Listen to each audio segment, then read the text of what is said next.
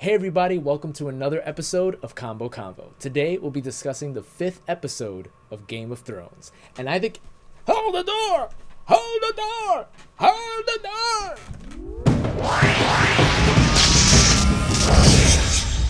Alright Vic, so 5th episode. A big episode as all of this season has been. Every episode has had that moment that, you know, you talk about the next day. And boy... this had one of those. But before we get into that, we always like to break things up and kind of go through all the storylines. So the first storyline we want to start with is Braavos. Now, Braavos, we get my girl Arya getting her daredevil training on, her assassin's training on, and we see her training with the waif. And that's a cool scene because you kind of see her. She's not quite there yet, but you see that she's advancing. And just when the waif thinks that, you know, she's kind of beating Arya, you see Arya get up and is just like, you know, no, I'm still, you know, I still want to fight. And it's funny because the waif was like kind of talking down to her. She's like, oh, you're part of royalty. Like you can never be one of us because, you know, you never have that type of spirit, that fighting spirit. And she shows her wrong. You know, she shows her that, you know, she can be that. She's strong enough to be like that. Which interesting is then Jaqen gives her next target. You know, he's like, I think that you're ready for your next, your first assignment. And her first assignment is about an actress. And so, you know, he sends her off to see this play.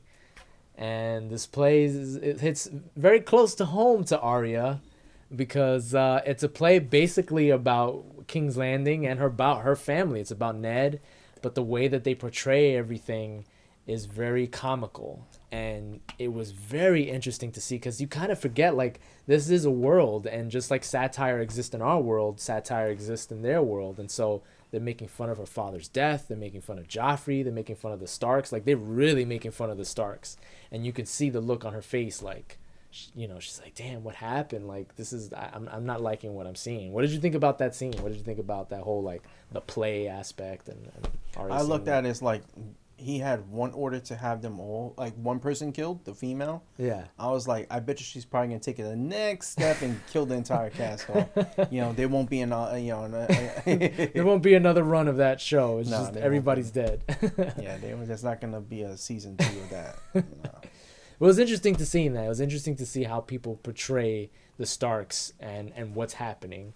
But it's also interesting to see, you know, Arya has been saying this whole time, you know, yes, I'm the woman of I'm the woman of no one. You know, I want to be down with the many faces. But you can tell, like, as she's backstage looking at the actress, that she kind of sees who might have put in the hit on her. You know, because you have like this jealous actress with the other actress, you know, telling her like, oh, you know, don't touch my rum. And she even tells Jaqen that she's like, you know, hey, so this actress that I'm supposed to be killing, you know, I found a way to kill her. You know, you can poison her through the rum because nobody else touches the rum. But I feel like it might be an unjust killing because it might be out of what do you call that? Jealousy. Because she saw how jealous the other actress was. And Jaqen stops her right away. He's like, look, you're not supposed to question. You know, when the many-faced gods, you know, when somebody tells the many-faced gods to kill somebody, you do it.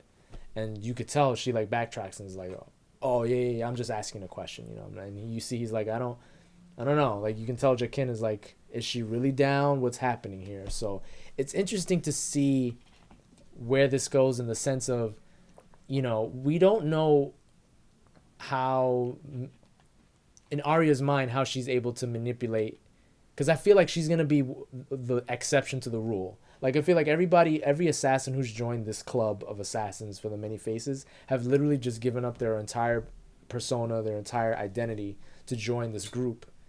And Arya seems to have done that, but really underneath, she's like, no, I'm still going to have my list. I'm still going to be Arya. I'm just going to play this game and be the many-faced girl, but I'm still Arya. So I'm wondering to see how that's going to play out. Is she going to get caught? Is she actually going to become the many-faced, you know, God servant where she has no identity? So it's going to be interesting to see that. What do you think? You think Arya might be Oh yeah, definitely. Yeah, like I said, there's no point in her going through this training and she's not going to complete that list. True, that's true. It's always going to come back to that list. You know what I'm saying? It's just to put Jaqen on the list to make the list happen. She'll do that. I mean, this chick is like determined. She'll put the waif. I think little by little the waif is making that list. Yeah, she's like, give me some more reason to put you on that list, waif. She's on that list. It's gonna be good. So after one Stark, we go to the other Stark, which is Sansa Stark at the wall. Now, it's interesting because Sansa gets a letter from Lord Baelish, Littlefinger, and we see that, you know, he sees her. He's like, oh, my God, you're alive. And she already gives him the cold shoulder. You know, she's like, you know, did you know about Ramsay Bolton? Do you know what he did to me? And even before Littlefinger could explain herself, she's like, no, I want you to know. Do you know what he did to me? Tell me what you think he done to me, and I'll let you know really what he did to me. So it's interesting to see, like you said before in the last episode, on how vengeful she is right now and how she really just wants to get back at Ramsay. And she obviously sees Littlefinger as the reason why she was even put in that situation in the first place. It was interesting again to see Littlefinger playing that sneaky, slithery role where he's like, look, you can hate me if you want me to beg. I'll beg for my life. You know, I'm sorry for what happened, but just to let you know, you know, what's his name? Tully has gotten, he's taken over Riverrun. So I know that Jon might be looking for some help. The Vale is willing to help. You know, the Riverrun and Tully are willing to help. You know, don't just get rid of me, you know, just because, you know, you think that maybe I have some type of reasoning behind, you know, you going to the Boltons. So I thought that was very interesting that, you know, she kind of listened to him. Like, even though she hated him, like, as he was leaving, she was kind of like, I mean, the man might have a point. What did you think about that confrontation with Littlefinger and Sansa? It just shows that she's not that smart. Yeah, it just goes back to that. Like, She's not. no, she's not. She's really not an intelligent character at all, man. Well, for one, like, he has an army. You're outnumbered by a lot. Yeah. Not just by like a little bit, like a lot. Like, she doesn't even quite know the numbers they have, you know. And she said she was gonna have Brienne kill him too. Like, she was like, which isn't smart, because you don't know if they're gonna get retaliation for that. You don't know what Yeah. this kid's gonna want to do. True. He has an army. He's an unstable kid. She's met him before. True. And his mother is already dead. You kill off like his kind of surrogate father or whatever, you know, type and stuff. Like, well, if he looks at him as an uncle, I don't even know what. Yeah, he looks like You know, some but fatherly figure. if Yeah. you do this, like, you're dealing with the Veil too. You know what I'm saying? It's like, she's not smart. I mean, not taking his help is not smart. Yeah, she enlists her uncle's help, and maybe he might bring something good to the table, but she needs him. Yeah. Now, I don't know what his plan is. Like I said, we don't, like, it goes back to, I don't know if he's going to stick around. He's really going to legitimately help her out. He's going to help out the Boltons. I mean, I really don't know what he plans on doing. But for her not doing that isn't smart. And also, for her not telling Jon where she got the information in the first place. Well, we'll get to that, yeah. You know? So she goes back, Jon and Davos and basically his team now, you know, which is the Wildling, what's his name? Like Tormund. Tormund. Yeah, Tormund. So basically they have their crew and they're trying to figure out, okay, we got 2,000, they got 5,000 plus, they got all these houses behind them, we got nothing. And so they decide, well, Davos is like, maybe we should start going for the smaller ones. Gather enough of the smaller ones that at least will help our numbers. And then she tells Jon, she says, hey, look, I heard that Tully took over Riverrun, and, you know, we could also go to the Vale, because I heard that the Vale has. So she's very, like, sneakily not telling Jon the truth, but she's at least telling him the information that he knows. So that's interesting, because up until this point, it seemed like they reunited. It's kind of family. You're going to tell family the truth, but... Well, because I think she knows that if Jon knows, boy, no, listen, you're gonna put that to the side. We're gonna get we're gonna recruit him in the Vale, but we need that. She knows that, so she's like, she's not gonna tell him shit. Yeah. You know, and I don't know, maybe Littlefinger got to her too by going ahead and saying like, oh, you know, he's only your half brother. I mean, we don't know. She's not mentally strong character. This is not like this is like the most like thought out stuff she's actually been doing lately by trying to like show like she's trying to fulfill their prophecy of being her mother. I mean, I'm like, what character can she fit into being like the next version of? Which is her mother, because her mother was a good negotiator. Her mother was good at like at planning stuff and stuff, and like uniting families and bringing people on their banners and stuff. Like she would always advise her son, which he never listened. You know what I'm saying? But at least he had like the like the tactical sense. You know what I'm saying? Right. At least he was like a good military strategist and stuff, and he was a good a leader. You know what I'm saying? He did some stupid like moves when it comes to like women. Really not playing. Yeah, women. I mean, at the end of the day, that's what brought him down. Was him was a woman. You know, he followed his the wrong head. Yeah. So, we don't know. She's trying to be like her mom, but I think she's more like Cersei in this sense. Like she tries to be like her father, right? But she's not as good and as clever as her father, and I don't feel like Sansa's as good as clever as her mother. Yeah. So, we'll see. We'll see. We'll see where that goes. It was interesting that she gives him a gift at the end. She gives him the Stark cloak, with the Stark sigil on it. So I thought that was pretty cool that now Jon has like some other type of gear. Yeah. He's taken away the Night's Watch Lord Commander. He gave that to his boy. So that was interesting. But I thought also it was a stupid move too. She got rid of Brianna. Again. You know what I'm saying? Oh, yeah. It's like, she's like, my lady, like, I promised, like, I was going to protect you. And every time I leave somebody, it's never a good thing. It's like, it especially doesn't ever her. It's good. Like, you don't want Sansa by herself. She said, no, I'll be with Jon. It's like, yeah, but I'm here to defend you. You would need me here to defend you, not go somewhere else. I don't know what that was all about. But another interesting part with Brienne was, again, she's on the horse. She's ready to go, and who's right next to her? Tormund, giving her them come hither eyes. He's like, damn, girl, you ride horses too like that? And she kind of looks at him like, what the hell's wrong with this guy? He's like, damn, baby, damn. How tall are you? But again, I don't know what's going to happen with them two, but I found that'd be great if they somehow mix the two together. So that leaves us from the Wall, and we get to Meereen. And in Meereen, we last left off where basically, the slave masters met with Tyrion, Grey Worm, and Melisandre. Obviously, they're not really. They even told them, like, look, that's going to be kind of hard to kind of give to the other people. They're not really going to buy it. So Tyrion had the idea that religion has always played a big part, even in Meereen. So why not hire someone to speak well of Khaleesi in a more of a religious way. Mm-hmm. And so they hire a red woman called Kinvera. I think Kinvera is her name.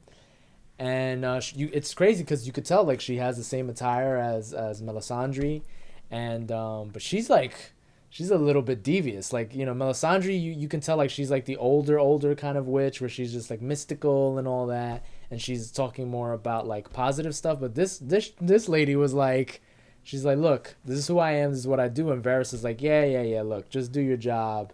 And she goes right for Varys. Like, I've never seen Varys, the character, be that spooked before. But she basically was like, look, I know stuff. I know exactly how your man part got destroyed by that warlock, that second-rate sorcerer. I could tell you the words he told you as he was burning it off, and he's just like, how the hell did you know that? So, again, it just shows the mystical realm of this world.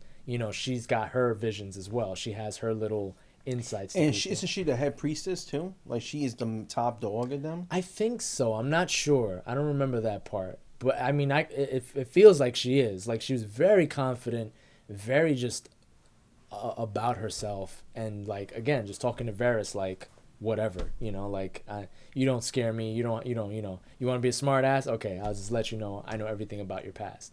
But at the end of the day, she said, look, I'll do it because I believe that she fulfills the prophecy, and if she's the chosen one, then I have no problem letting the people know that she is. So smart on Tyrion's part, because again, he knows these people would easily believe in religion, and the best way to let them know that Daenerys is holy is to go with telling them about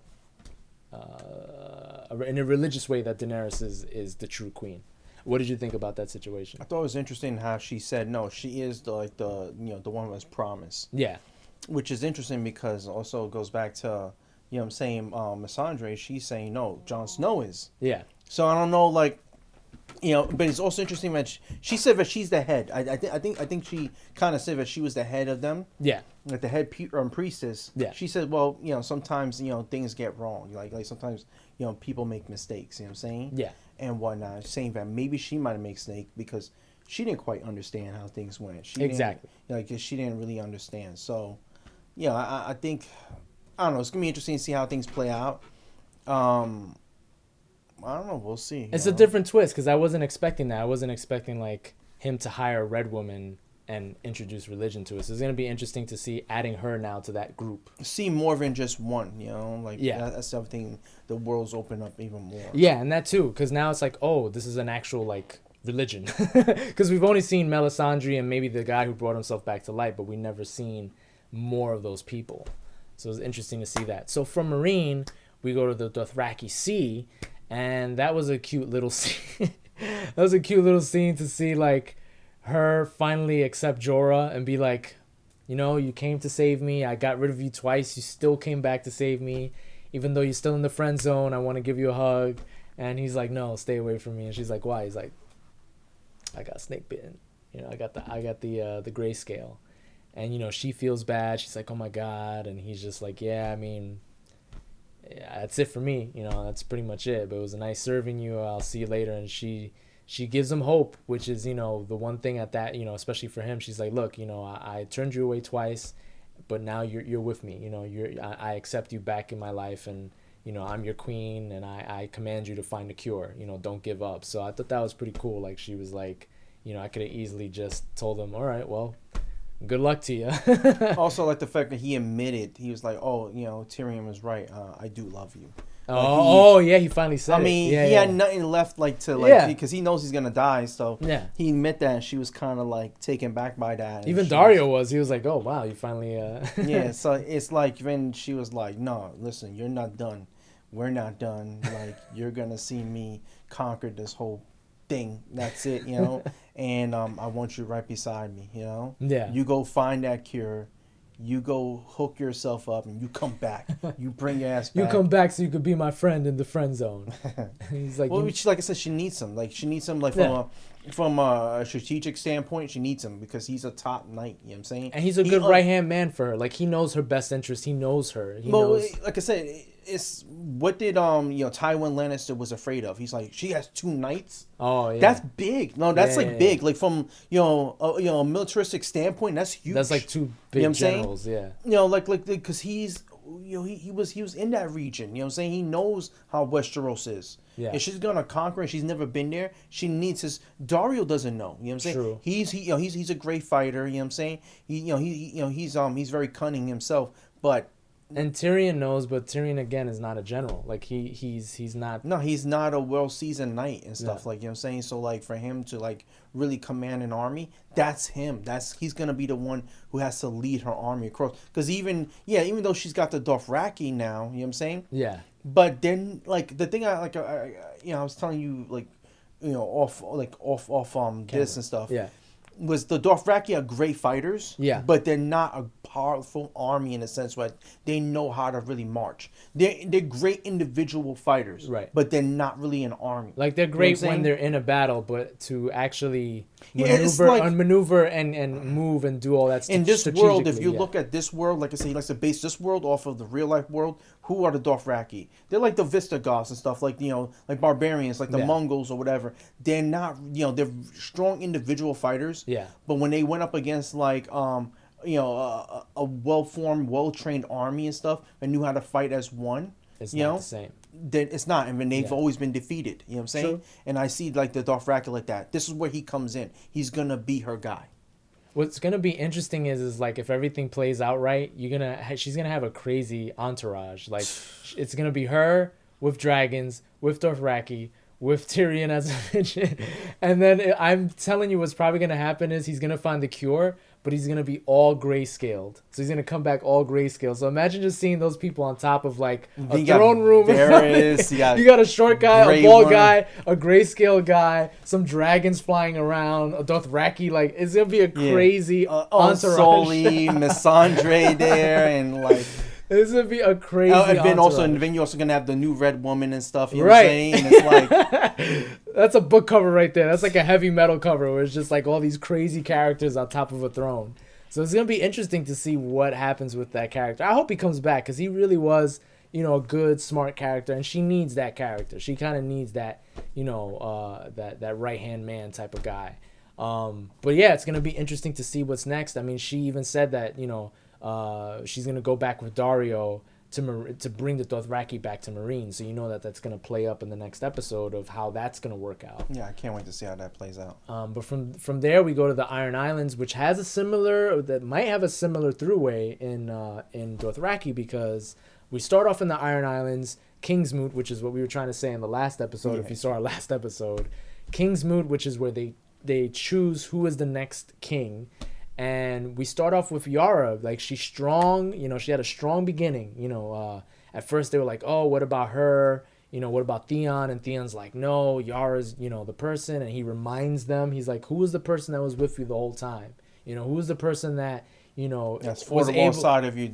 Just forget the fact that she's a woman and stuff. Never mind that, Like, she is of the Iron Islands. You know what I'm saying? She is you guys. She was able to command and be with all these other ships and the fact that she... And this guy here went crazy out to sea, the one who's challenging them, you know what I'm saying? Yeah. And whatnot.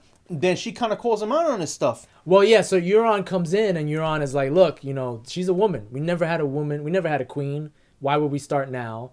And she calls out him on, like, this guy went crazy. He's like, yeah, I went crazy, but I did my thing out there. I made sure that, I took control. I was in charge of things. And then he even admitted, it was crazy because the whole time I'm thinking, all right, well, if they bring up that, he killed her father, maybe that might be the turning point. It was the opposite. She was like, oh, so you just happened to show up as my father died. You know what? I know that you killed my father. And rather than Euron be like, oh, what are you talking about? He's like, yeah, I killed him. I mean, he got in front of it. He was smart. He's a great politician when it comes to that. Yep. He got in front of it. It's like, why deny? Why deny? Not gonna do it, Hillary. You know what I'm saying? But what's funny is that he was like, look, I killed him, but I bet you that all of you people hated him. And he even said, it was like, we lost this battle with him. We weren't ready for this battle when he was in charge. So why would, I did everybody a favor. Like, nobody liked him, and we lost battles. So it was like a turning point. It was crazy. I was like, oh my God, now people are actually siding with Euron. And Euron even goes a step further, and he's like, well, not only if I'm chosen king, he's like, not only will I make the Iron Island strong, I'm going to conquer all of Westeros. And the way I'm going to do that is there's this nice little Targaryen trying to build an army on the other side of the world. Her name is Daenerys. I'm going to marry Daenerys, and we're going to join forces and take over King's Landing. So it's interesting to see that, he's heard about her, and his plan is to marry her. I mean, he's been all over, and the whole world has heard of her. I mean, she right now, she's the hot topic and stuff, and seeing what moves she makes.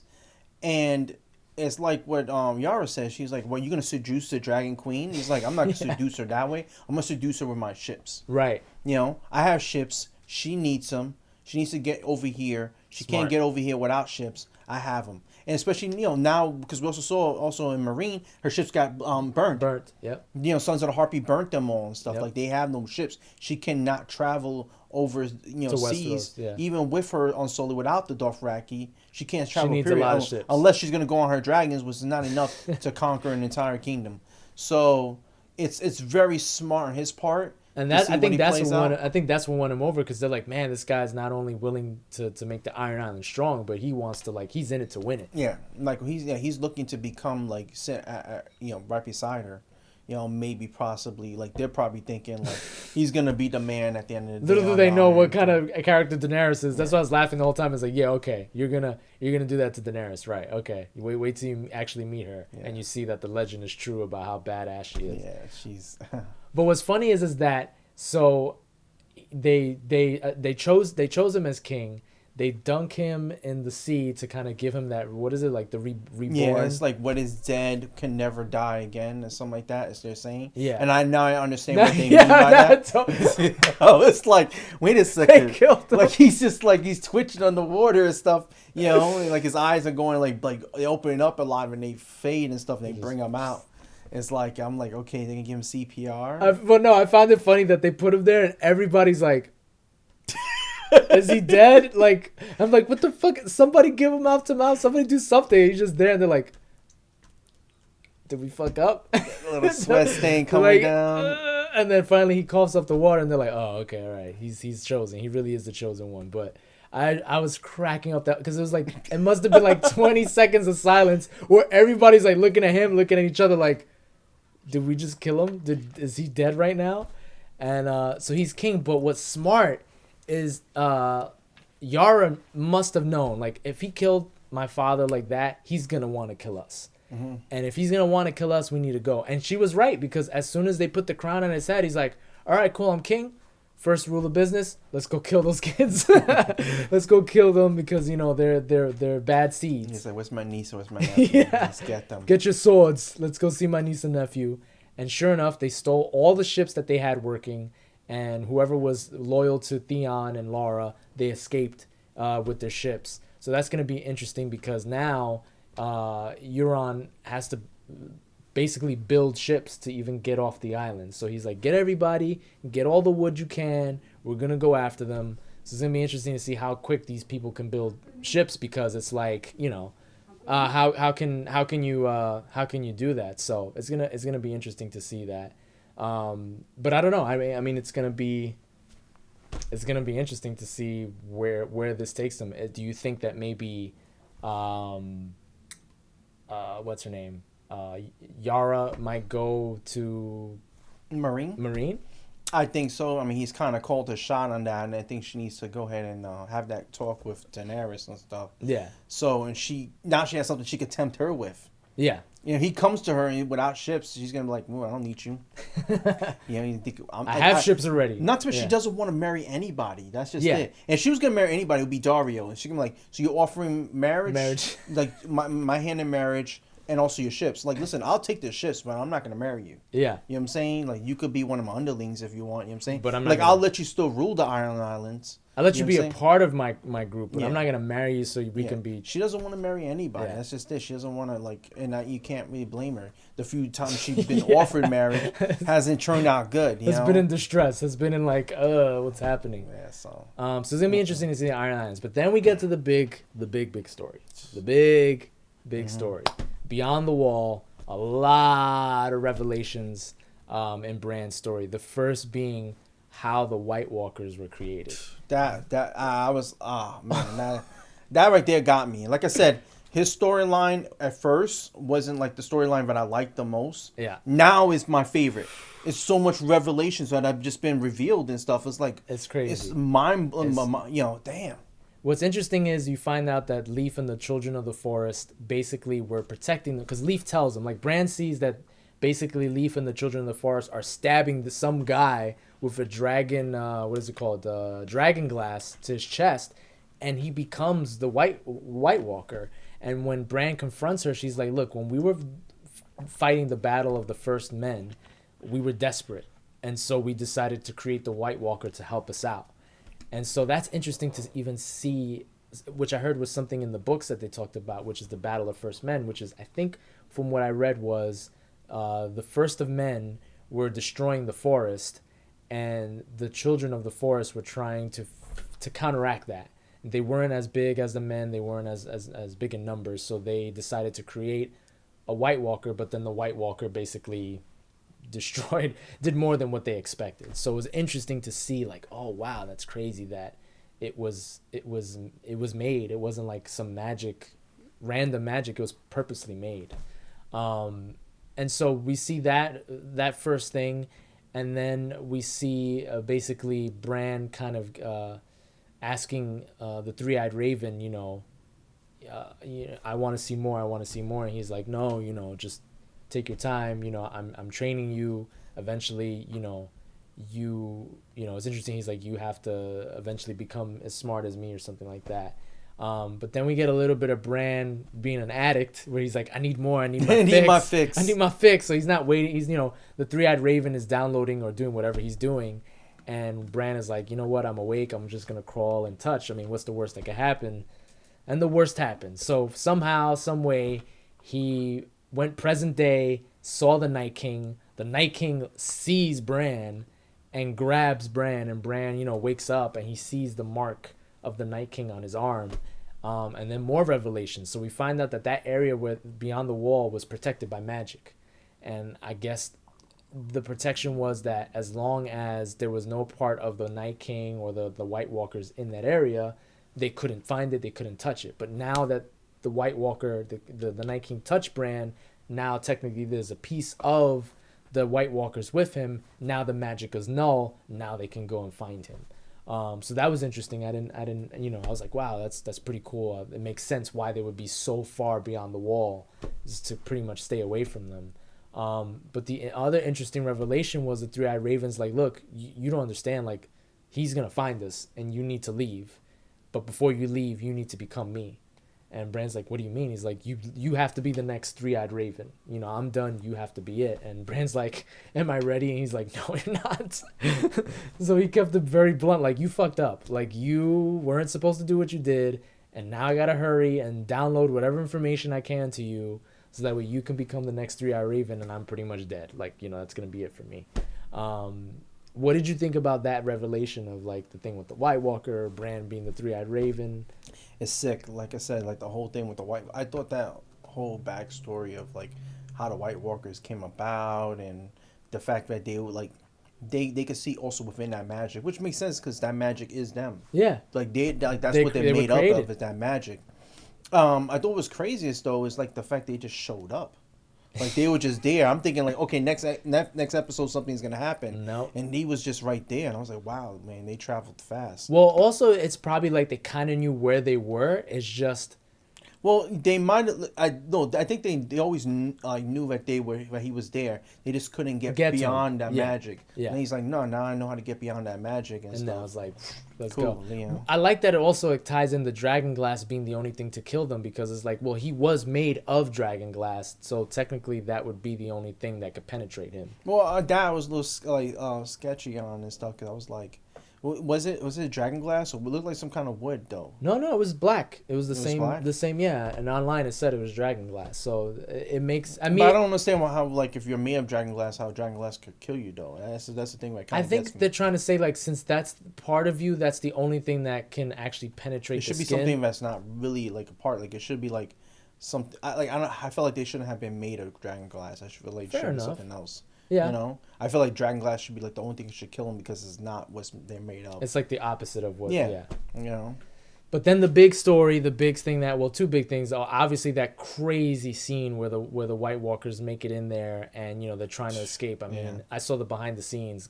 Kudos to the team, because that was like green screen, stunt work, sets. That whole entire escape scene was done perfectly. It was so action-packed and suspenseful, but unfortunately we lost some people. We lost another direwolf. We lost Summer, the direwolf. Oh yeah, that was crazy. It sacrificed itself, which I didn't really understand. I was like, wouldn't the direwolf want to protect Bran? So why would it just sacrifice itself? Well, it does what a wolf does. Like, a wolf, like, they don't really know strategy or, like, really sense. They know that something's trying to kill his owner. Yeah. Let me go ahead and try to kill it. You know what I'm saying? True. I don't think he was necessarily trying to do a noble sacrifice. I think at the end of the day, what he was trying to do was kill what was trying to go ahead and kill his owner. True. And if that meant him dying in the process, they know that he's aware that he can die from this. And the other person who killed and did buy him time. No, but then Leaf bought him a lot of time by sacrificing herself. I think she should have done that before. She was like, all right, well, I have one bomb left. Might as well just destroy what I can. So Leaf, sacrificed herself, and that bought them. I think that bought them more time than the wolf. Yeah, I was sad by that and the direwolf dying, because I was like, man, she could have really helped explain more stuff and to him. Too, yeah. That was the thing. Now I was like, now it's like now we're gonna have to find out stuff like more of a slow process to it. True. Because now it's gonna be all this mystery. Now we're gonna have to he's gonna really rely heavily on those visions. Yeah. But before he could have a conversation. Well, why'd you do it? You know, see, I need a little bit more insight. You know what I'm saying? And now she's dead. Yeah. Now she's dead and stuff. And then another character. Oh man. Which I have a couple of things to talk about. Okay, so first of all, that was like very sad. You know, Hodor, you know, basically stopping, and then the whole thing of Bran being. So that's interesting at first. Bran is being uploaded all of the Three-Eyed Raven stuff. He's there. He sees young Ned Stark. He sees young Hodor, and then we see that the girl is yelling for Bran to wake up, and then she yells to Hodor, "Hold the door! Hold the door!"